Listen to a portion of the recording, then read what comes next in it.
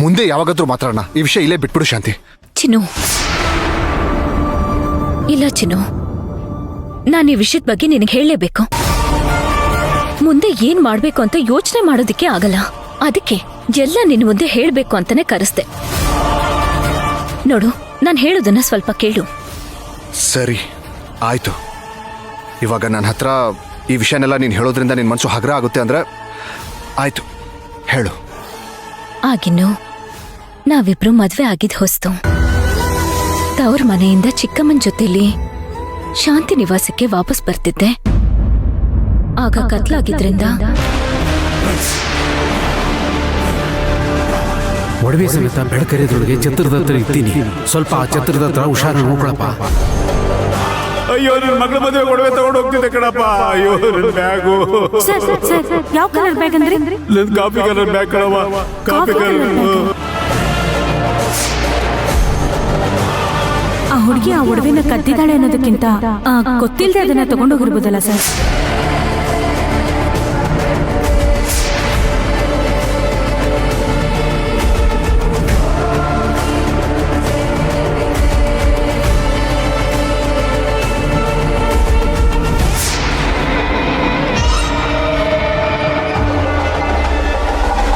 ಅಲ್ಲ, ಇದರಲ್ಲಿ ನಿನ್ನ ಮೇಲೆ ಕೋಪ ಮಾಡ್ಕೊಳ್ಳುವಂತ ಕೆಲಸ ನೀನೇನ್ ಮಾಡಿದೀಯಾ? ನನಗೆ ಅರ್ಥನೇ ಆಗ್ತಾ ಇಲ್ಲ ಶಾಂತಿ. ಅವತ್ತು ನೀನು ನಿಜ ಹೇಳ್ದೆ ಹೋಗಿದ್ದಿದ್ರೆ ಒಂದು ಮದುವೆ ನಿಂತೋಗಿರೋದು. ಆ ಹುಡುಗಿ ಸತ್ತೋಗ್ತಿದ್ಲೋ ಏನೋ, ಯಾರಿಗೆ ಗೊತ್ತು? ನೋಡು ಶಾಂತಿ, ನೀನು ಸರಿಯಾಗಿ ಮಾಡಿದೀಯಾ.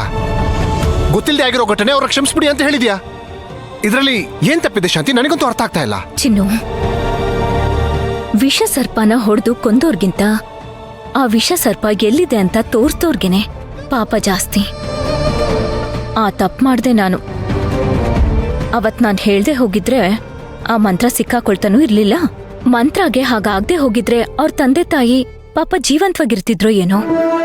ಶಾಂತಿ, ಶಾಂತಿ, ಸತ್ಯದ ಪರವಾಗಿ ಧರ್ಮದ ಪರವಾಗಿ ನಿಂತವ್ರಿಗೆ ನೋವು ಬಹುಮಾನವಾಗಿ ಸಿಗುತ್ತೆ ಅಂತ ನೀನೇ ಎಷ್ಟೋ ಸರಿ ನನಗೆ ಹೇಳಿದ್ಯಾ. ನೀನೇ ಹೀಗೆ ಮಾತಾಡ್ತಿರೋದು ನೋಡ್ತಾ ಇದ್ರೆ ನಿಜವಾಗ್ಲೂ ನನಗೇನು ಅರ್ಥ ಆಗ್ತಾ ಇಲ್ಲ.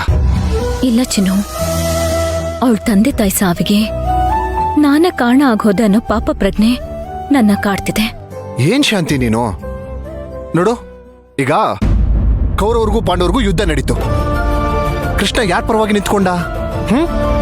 ಧರ್ಮದ ಪರವಾಗೇ ನಿಂತ್ಕೊಂಡ. ಎಷ್ಟೇ ಕಪಟ ನಾಟಕ ಆಡ್ಸಿದ್ರು ಶ್ರೀಕೃಷ್ಣನ ಉದ್ದೇಶ ಇದ್ದಿದ್ದು ಅಧರ್ಮನ ಸೋಲ್ಸ್ಬೇಕು ಅಂತ. ಕುರುಕ್ಷೇತ್ರ ಯುದ್ಧ ಎಷ್ಟು ಭಯಂಕರವಾಗಾಯ್ತು, ಎಷ್ಟು ಜನ ಸತ್ರು ಅಲ್ಲಿ. ಇಷ್ಟೆಲ್ಲ ಮಾಡಿದ್ದ ಕೃಷ್ಣನ್ನ ಪಾಪಿ ಅಂತ ಹೇಳೋದಕ್ಕಾಗತ್ತಾ ನಾವು? ಹೇಗನ್ನಕ್ಕಾಗುತ್ತೋ? ಧರ್ಮನ ರಕ್ಷಣೆ ಮಾಡ್ಬೇಕಾದ್ರೆ ನಾವು ನೇರವಾಗಿ ಭಾಗಿ ಆಗಿಲ್ದೆ ಹೋದ್ರು ಜೊತೆಲಿದ್ರು ಅದು ನಮ್ಗೆ ಧರ್ಮನೇ ಅಲ್ವಾ? ಧರ್ಮನ ಕಾಪಾಡ್ಬೇಕು, ಅದು ನಮ್ ಕರ್ತವ್ಯ. ಹೌದು ತಾನೆ? ಮತ್ತೆ ನೀನ್ ಮಾಡಿರೋದು ಅಪರಾಧ ಹೀಗಾಗುತ್ತೆ ಶಾಂತಿ.